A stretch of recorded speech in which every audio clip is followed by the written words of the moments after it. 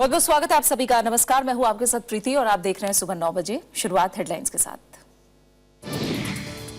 गुजरात आतंकवाद और संगठित अपराध नियंत्रण विधेयक 2015 को मिली राज्यपाल की मंजूरी, राष्ट्रपति की मुहर के लिए भेजा गया बिल। जीएसटी से जुड़े संविधान संशोधन बिल पर आज लोकसभा में चर्चा, सोमवार तक पारित कराने की कोशिश, नई अप्रत्यक्ष कर व्यवस्था का प्रस्ताव। स्थानीय हुनर के लिहाज से हो कौशल विकास, प्रधानमंत्री नरेंद्र मोदी का वैश्विक जरूरत के मुताबिक नीति बनाने पर जोर, सेवा निर्यात को बढ़ाने पर बल। अल-कायदा के खिलाफ अमेरिका अभियान के दौरान अनजाने में मारे गए 2 विदेशी बंधक, राष्ट्रपति बराक ओबामा ने जताया दुख। और बैडमिंटन एशिया चैंपियनशिप की महिला सिंगल्स के क्वार्टर फाइनल में पहुंची साइना और सिंधु, प्री क्वार्टर फाइनल में नेहवाल ने दी ओकुहारा को मात।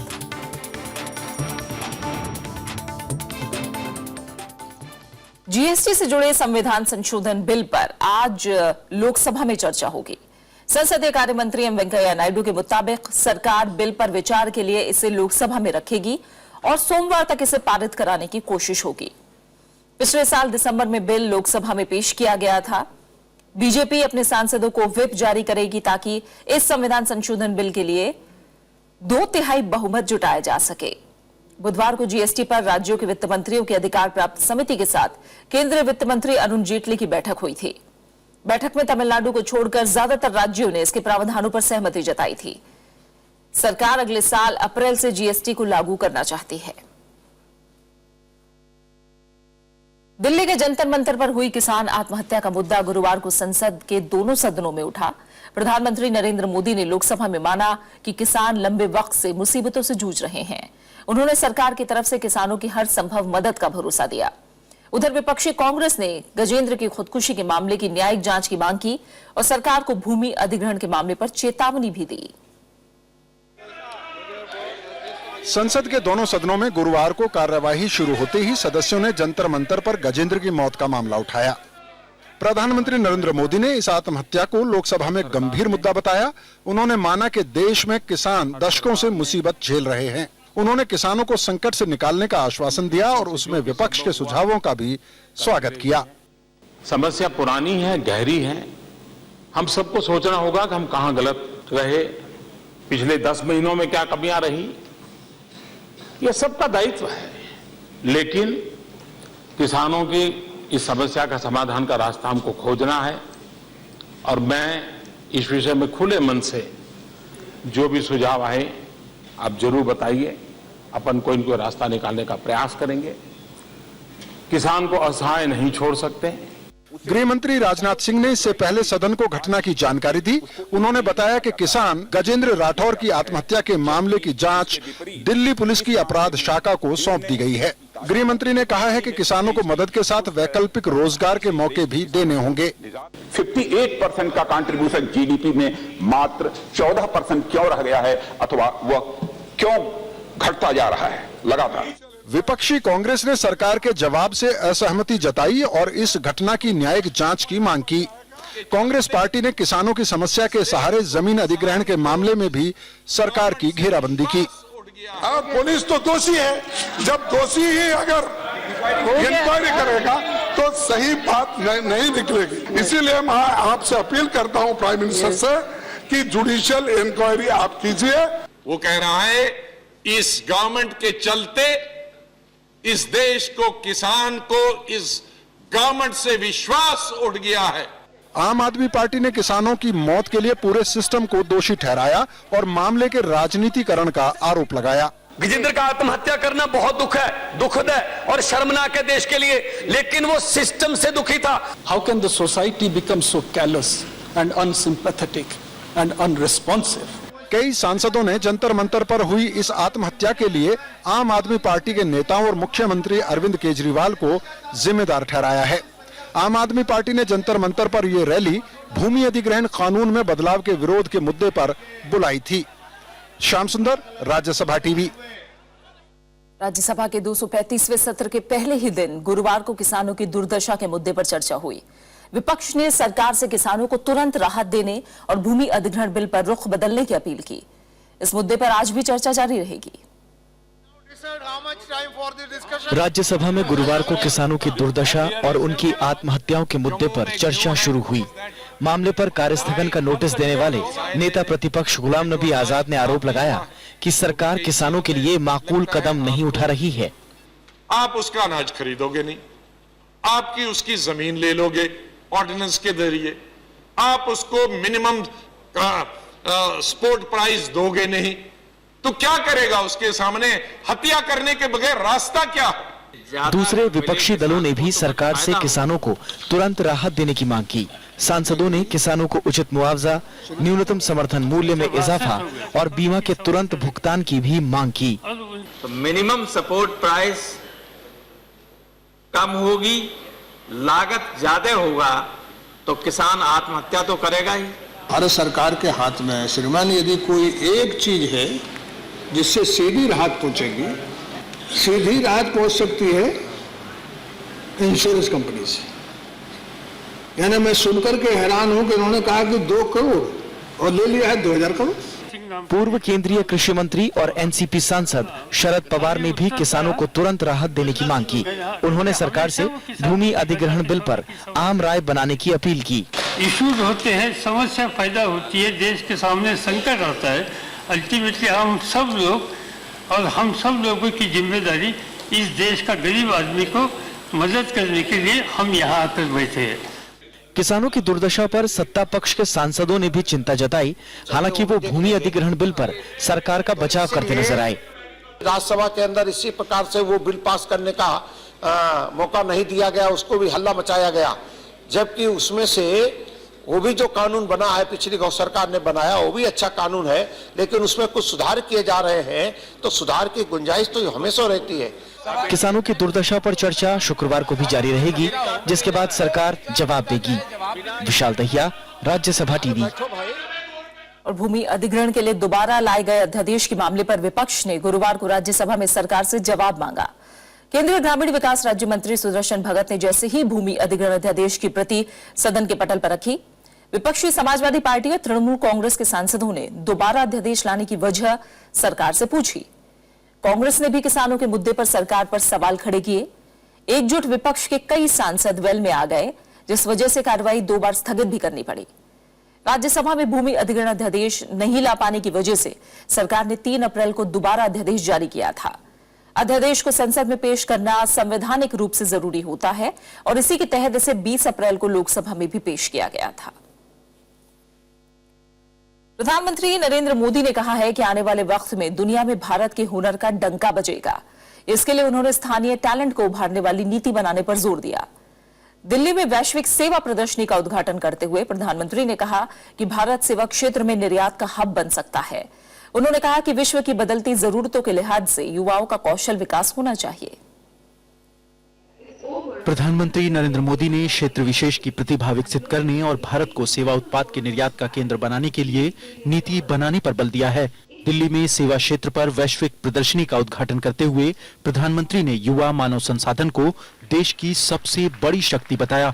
ग्लोबल रिक्वायरमेंट को ध्यान में रखते हुए अपनी कार्य योजना को करना चाहिए और उसी दिशा का यह महत्वपूर्ण एक प्रयास है कि जिसमें दुनिया के देश के लोगों से मिले, बैठे, बात करें। सार्क देशों ने विशेष रूप से उसमें योगदान दिया है। अब मिल बैठकर हम किसकी क्या आवश्यकता है उसको सोचे समझे और उसकी दिशा में हमारा जाने का प्रयास है। प्रधानमंत्री ने भारत को सेवा निर्यात का केंद्र बनाने के लिए कौशल विकास पर खास जोर दिया। उन्होंने वैश्विक समुदाय की जरूरतों का लाभ उठाने के लिए अलग अलग क्षेत्र के हुनर को सही दिशा देने की बात कही। हम जितनी ज्यादा मात्रा में हमारे मैन पावर को वैल्यू एडिशन करके यहां से भेजेंगे और टारगेटेड काम के लिए भेजेंगे, हम बहुत बड़ा कंट्रीब्यूशन ग्लोबल इकोनॉमी भी कर सकते हैं और ऑफकोर्स भारत के नौजवानों को रोजगार मिलेगा तो भारत की इकोनॉमी को तो लाभ होना ही होना है। प्रधानमंत्री ने सेवा निर्यात को बढ़ाने के लिए वैज्ञानिक नजरिए से काम करने पर भी जोर दिया। इस मौके पर वाणिज्य मंत्री निर्मला सीतारमण ने जानकारी दी कि वैश्विक सेवा निर्यात में भारत का योगदान 2000 के 1.1% से बढ़कर 2015 में 3.2% हो गया है। 2014 में भारत दुनिया का 8वां सबसे बड़ा सेवा निर्यातक रहा। Bureau report, Rajya Sabha TV. रक्षा मंत्री मनोहर पर्रिकर ने सेना के आधुनिकीकरण के लिए सभी तरह की मदद का भरोसा दिलाया है। उन्होंने तीनों सेनाओं के कमांडरों की सालाना कॉन्फ्रेंस में ये बात कही। रक्षा मंत्री ने कहा कि नई तकनीक के साथ जवानों का हौसला अफजाई भी जरूरी है। उन्होंने तीनों सेनाओं में वित्तीय पारदर्शिता पर जोर दिया और कहा कि सभी संसाधनों का पूरा इस्तेमाल किया जाना चाहिए। सुप्रीम कोर्ट ने कहा है कि राष्ट्रीय न्यायिक नियुक्ति आयोग यानी एनजेएसी की वैधता पर फैसला आने तक सरकार नए जजों की नियुक्ति न करे। एनजेएसी के खिलाफ याचिका पर सुनवाई करते हुए कोर्ट ने गुरुवार को यह बात कही। केंद्र सरकार ने भरोसा दिलाया है कि फैसला आने से पहले एनजेएसी नए जज की नियुक्ति नहीं करेगा। अभी तक हाई कोर्ट और सुप्रीम कोर्ट में न्यायाधीशों की नियुक्ति का फैसला कॉलेजियम सिस्टम के तहत होता था, लेकिन एनजेएसी कानून से यह अधिकार आयोग को मिल गया है। इस कानून की वैधानिकता को सुप्रीम कोर्ट में कई याचिकाओं के जरिए चुनौती दी गई है। सोमवार से कोर्ट इस मसले की सुनवाई करेगा। बिहार से खबर, जहां चक्रवाती तूफान से मरने वालों की तादाद 50 से ज्यादा हो गई है। कोसी इलाके में दर्जन भर जिलों में गेहूं, मक्के और केले की फसल को खासा नुकसान हुआ है। केंद्रीय गृह मंत्री राजनाथ सिंह पीड़ित इलाकों का दौरा करेंगे। चक्रवाती तूफान के बाद कोसी इलाके में लोग अब तिनका तिनका जोड़कर दोबारा आशियाना बनाने में लगे हैं। दूसरी तरफ किसान खेतों में बर्बाद फसलों का जायजा ले रहे हैं। मंगलवार रात आए चक्रवाती तूफान का असर कोसी इलाके के 1 दर्जन जिलों में सबसे ज्यादा पड़ा है। अकेले पूर्णिया में तूफान से 30 से ज्यादा लोगों की मौत हुई है। टीन भी बहुत सारा उड़ गया है और खास करके मकई भी अभी जितना है सब खत्म हो गया। कुछ भी और सरकार की तरफ से हम लोगों को कुछ मुआवजा नहीं मिला। ये बर्बाद हो गया और अगले कर्ज लिए हुए हैं और ये कर्ज भी कहां से हम चुकाएंगे। राज्य के मुख्यमंत्री नीतीश कुमार ने लगातार दूसरे दिन पीड़ित इलाकों का हवाई दौरा किया। गुरुवार को उन्होंने भागलपुर और आसपास के इलाके में नुकसान का जायजा लिया। उधर चक्रवाती तूफान में मारे गए लोगों को संसद में भी श्रद्धांजलि दी गई। केंद्र सरकार ने पीड़ितों को हर संभव मदद का भरोसा दिलाया। स्वयं मैं जा रहा हूं और मैं बिहार की जनता को भी आश्वस्त करना चाहता हूं, बिहार की सरकार को भी आश्वस्त करना चाहता हूं कि भारत सरकार के द्वारा जिस भी प्रकार के सहयोग की आवश्यकता होगी हम वो सहयोग करने के लिए पूरी तरह से तैयार हैं। कोसी इलाके में मंगलवार रात नेपाल के रास्ते आए तूफान ने भीषण तबाही मचाई। तूफान का कहर करीब 1 घंटे तक बरपा, जिससे हजारों कच्चे घर गिर गए। Bureau report, Rajya Sabha TV. खबरें लगातार जारी हैं, हम लौट रहे हैं एक छोटे से ब्रेक के बाद।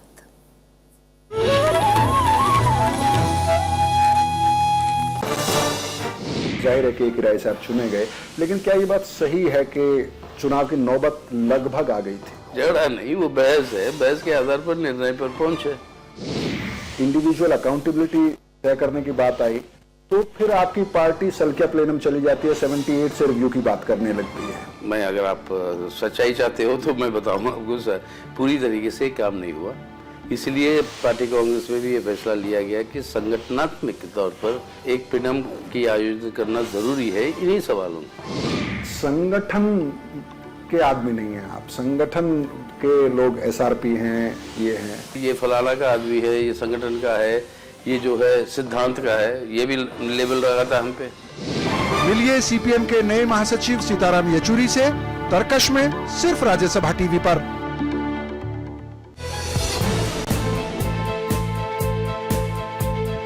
Thanks to the untiring efforts and persistence of researchers,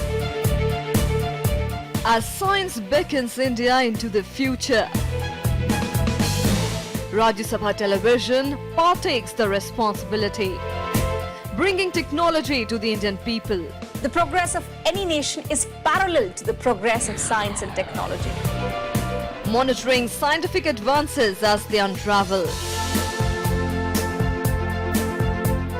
Interviewing the country's greatest minds. Project the power of science to benefit and transform India. Watch Science Monitor every Saturday at 11:30 AM and Sunday at 12:30 PM only on Rajya Sabha TV.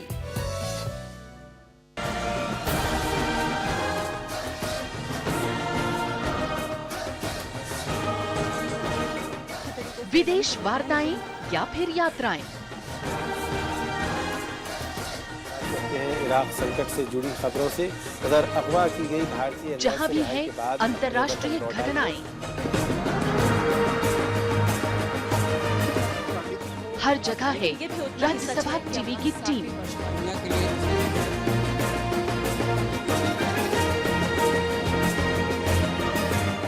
भारतीय television का एक चमकदार चेहरा, Rajya Sabha TV.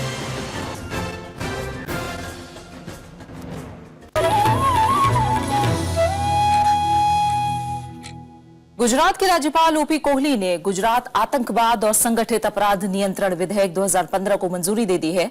Congress के भारी विरोध के बीच ये बिल 30 मार्च को चौथी बार पारित किया गया था। GCTOC के तहत पुलिस को किसी का फोन टैप करने समेत कई नई शक्तियां दी गई हैं। राज्यपाल की मंजूरी के बाद विधेयक राष्ट्रपति के अनुमोदन के लिए केंद्रीय गृह मंत्रालय भेजा जाएगा। गौरतलब है कि राष्ट्रपति इस विधेयक को पहले 3 बार पुनर्विचार के लिए राज्य सरकार को वापस कर चुके हैं। अलगाववादी नेता मसर्रत आलम पर एक बार फिर जन सुरक्षा कानून यानी PSA लगाया गया है। उसे कश्मीर घाटी से जम्मू की जेल में भेज दिया गया है। मसर्रत आलम को देशद्रोह के आरोप में 17 अप्रैल को गिरफ्तार किया गया था। बाद में उसे 7 दिन की पुलिस हिरासत में भेज दिया गया। मसर्रत पर अलगाववादी नेता सैयद अली शाह गिलानी की रैली में राष्ट्र विरोधी नारे लगाने और पाकिस्तानी झंडा लहराने का आरोप है। जम्मू कश्मीर में बीजेपी PDP की सरकार बनने के बाद 4 साल से ज्यादा समय से जेल में बंद मसर्रत को पिछले महीने रिहा कर दिया गया था। इससे पहले बुधवार को उसकी जमानत याचिका पर बडगाम के मुख्य न्यायिक मजिस्ट्रेट ने फैसला शनिवार तक सुरक्षित रख लिया। PSA के तहत किसी शख्स को सुनवाई के बिना 6 महीने तक जेल में बंद रखा जा सकता है। व्यापम भर्ती घोटाला मामले में STF ने गुरुवार को पूर्व मुख्यमंत्री और कांग्रेस नेता दिग्विजय सिंह का बयान रिकॉर्ड किया। भोपाल में उनके सरकारी बंगले पर STF की टीम ने उनकी तरफ से लगाए गए आरोपों को लेकर पूछताछ की। दिग्विजय सिंह ने व्यापम मामले की जांच के लिए बनी SIT को पिछले दिनों कई दस्तावेज और कुछ सबूत सौंपे थे। इनमें आरोप लगाया गया था कि घोटाले में जब्त एक्सल सीट में छेड़छाड़ की गई है और कई स्थानों पर नाम हटाए गए हैं और नए नाम जोड़े गए हैं। SIT ने STF को इसकी जांच सौंपी है। व्यापम द्वारा आयोजित परीक्षाएं जो हुई थी उसमें फर्जीवाड़े के तारतम्य में मध्य प्रदेश के पूर्व मुख्यमंत्री श्री दिग्विजय सिंह जी द्वारा SIT के समक्ष कुछ अपने अभ्यावेदन प्रस्तुत किए गए थे और उन अभ्यावेदन के संबंध में श्री दिग्विजय सिंह का आज STF के द्वारा कथन लिया गया है और जो है उसके जो भी तथ्य हैं उसके आधार पर अग्रिम वैधानिक कार्रवाई की जाएगी। राष्ट्रीय मानवाधिकार आयोग ने चित्तूर पुलिस गोलीबारी घटना की न्यायिक जांच के आंध्र प्रदेश सरकार के फैसले का समर्थन किया है। आयोग ने घटना की जांच के लिए अपना एक दल भी भेजने का फैसला किया है। आयोग के मुताबिक 7 अप्रैल को तिरुपति के पास शेषाचलम में पुलिस गोलीबारी में 20 लोग मारे गए थे। कानूनी तौर पर इस तरह की घटनाओं की न्यायिक जांच जरूरी है। आयोग ने हैदराबाद में इस घटना के बारे में सिविल सोसाइटी और राज्य सरकार के प्रतिनिधियों का पक्ष सुना। इसके बाद आयोग ने राज्य सरकार को पुलिस कार्रवाई में शामिल सभी अधिकारियों के मोबाइल नंबर मुहैया कराने का आदेश दिया। वहीं राष्ट्रीय मानवाधिकार आयोग ने तेलंगाना पुलिस से नालगोंडा जिले में 7 अप्रैल को पुलिस मुठभेड़ में मारे गए 5 विचाराधीन कैदियों की रिपोर्ट भी तलब की है। आयोग ने विसरा रिपोर्ट भी मांगी है। मुठभेड़ को लेकर अलग अलग संगठनों और लोगों की तरफ से सवाल उठाए जाने के बाद राज्य सरकार ने इस मामले की जांच के लिए विशेष जांच दल का गठन किया था। 5 विचाराधीन कैदियों को वारंगल सेंट्रल जेल से हैदराबाद ले जाते समय गोली मार दी गई। पुलिस का दावा है कि 5 कैदी पुलिस के हथियार छीनकर भागने की कोशिश कर रहे थे। आज राष्ट्रीय पंचायत राज दिवस है। इस मौके पर दिल्ली के विज्ञान भवन में एक विशेष समारोह में प्रधानमंत्री नरेंद्र मोदी शिरकत करेंगे। देश भर से आए प्रतिनिधियों को प्रधानमंत्री संबोधित भी करेंगे। वहीं इस मौके पर उम्दा काम करने वाली पंचायतों को पुरस्कार भी दिए जाएंगे। लोकतंत्र की बुनियाद माने जाने वाली पंचायतों ने बीते दशकों में ग्रामीण स्तर पर कई उल्लेखनीय काम किए हैं। माना जा रहा है कि इस मौके पर एक रिपोर्ट भी जारी की जाएगी। 14वें वित्त आयोग ने सीधे ग्राम पंचायतों को वित्त मुहैया कराने की सिफारिश की है। ऐसे में उम्मीद है कि प्रधानमंत्री पंचायतों के लिए कुछ और बड़ी घोषणाएं भी कर सकते हैं। और कुछ अहम अंतर्राष्ट्रीय खबरों पर नजर डालते हैं। 60वीं एशिया अफ्रीका शिखर सम्मेलन में बांगडुंग संदेश 2015 और नई एशिया अफ्रीका रणनीतिक भागीदारी पर घोषणा यानी NAASP को मंजूरी मिल गई है। लेकिन NAASP घोषणा से संयुक्त राष्ट्र में सुधार से जुड़ी एक पंक्ति को हटाने की चीन और पाकिस्तान की कोशिश को भारत ने नाकाम कर दिया। साथ ही सम्मेलन में पाकिस्तान ने कश्मीर का मुद्दा उठाया, जिसका भारत ने कड़ा विरोध किया। इंडोनेशिया की राजधानी जकार्ता में 60वीं एशिया अफ्रीका शिखर सम्मेलन का समापन हो गया। एशिया और अफ्रीका के 100 से ज्यादा देशों ने सुरक्षा परिषद में विस्तार से जुड़े बांडुंग संदेश 2015 और नई एशिया अफ्रीका रणनीतिक भागीदारी पर घोषणाओं को मंजूरी दे दी। राजनयिक सूत्रों के मुताबिक पाकिस्तान और चीन ने मिलकर एक घोषणा से सुरक्षा परिषद में एशिया और अफ्रीका के प्रतिनिधित्व में बढ़ोतरी पंक्ति हटवाने की कोशिश की, जिसे भारत ने अफ्रीकी देशों की मदद से नाकाम कर दिया। सम्मेलन में नेताओं ने आजाद फिलिस्तीन का भी समर्थन किया और मामले के हल के लिए 2 राष्ट्र का प्रस्ताव पेश किया। Dengan persetujuan yang mulia, ketiga dokumen ini akan kita sahkan sebagai hasil dari Konferensi Asia Afrika 2015.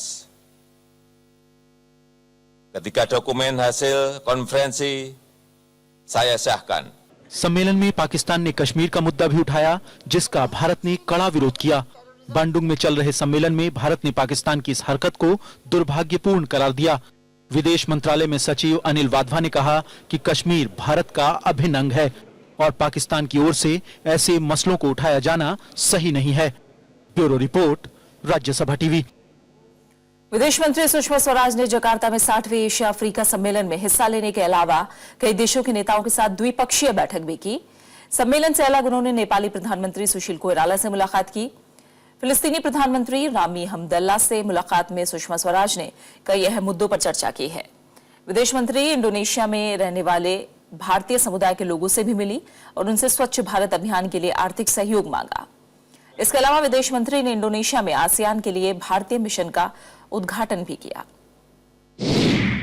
We are committed to intensifying our cooperation in security, trade, investment, connectivity and capacity building and strengthening people-to-people linkages. America ने al Qaeda की कैद में रहे अपने और Italy के एक नागरिक की मौत की पुष्टि की है। अमेरिका के राष्ट्रपति बराक ओबामा ने कहा है कि आतंकवाद विरोधी अभियान के दौरान ये मौतें हुई। इस बीच अमेरिकी नागरिक वॉरेन वाइनस्टीन और इटली के जियोवानी लोपार्तो की मौत की खबर से उनके परिजन गमजदा हैं। अफगानिस्तान पाकिस्तान की सीमा पर जनवरी में अमेरिका ने आतंकवादियों के खिलाफ एक अभियान चलाया था, जिसमें आतंकवादियों के साथ अमेरिकी नागरिक वॉरेन वाइनस्टीन और इटली के जियोवानी लोपार्तो भी मारे गए थे। दोनों अलकायदा के बंधक थे। इस ऑपरेशन में अलकायदा नेता अहमद फारूक भी मारा गया था। वहीं अलकायदा के सदस्य रहे 2 अमेरिकियों की भी मौत हुई। करीब 3 महीने बाद राष्ट्रपति बराक ओबामा ने अफसोस जताते हुए इस खबर की पुष्टि की है। I want to express our grief and condolences to the families of 2 hostages. One American, Dr. Warren Weinstein, and an Italian, Giovanni Loporto, who were tragically killed in a U.S. counterterrorism operation. Weinstein के परिवार ने बयान जारी कर सेना से निराशा जाहिर की है। इटली में जियोवानो लोपार्तो के घर में मातम है। गौरतलब है कि वाइनस्टीन को अलकायदा ने 2011 में बंधक बनाया था, जबकि लोपार्तो 2012 से बंधक थे। Bureau report, Rajya Sabha TV. और खेल जगत से अहम खबर, भारत की साइना नेहवाल और PV Sindhu badminton Asia championship के महिला सिंगल्स के क्वार्टर फाइनल में पहुंच गई हैं। चीन के वुहान में गुरुवार को प्री क्वार्टर फाइनल में विश्व की नंबर 1 खिलाड़ी साइना ने जापान की नोजोमी ओकुहारा को मात दी। अंतिम 8 में अब साइना का मुकाबला चीनी ताइपे की जू एंग ताई से होगा। 8वीं वरीयता प्राप्त पीवी सिंधु का मुकाबला क्वार्टर फाइनल में चीन की शुई रुई ली से होगा। एक बेमिसाल क्रिकेटर, एक बेजोड़ मास्टर ब्लास्टर, कीर्तिमानों की एवरेस्ट सी ऊंचाइयां।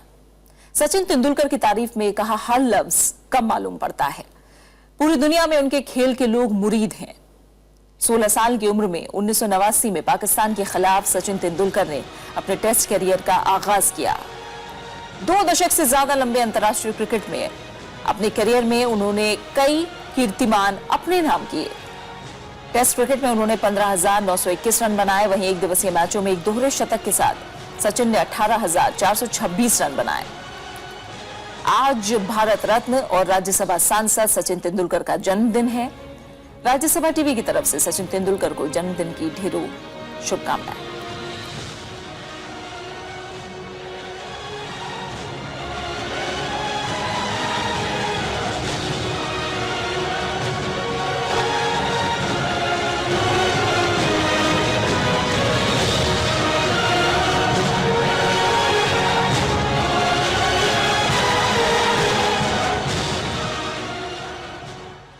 और अब आखिर में एक नजर हेडलाइंस पर।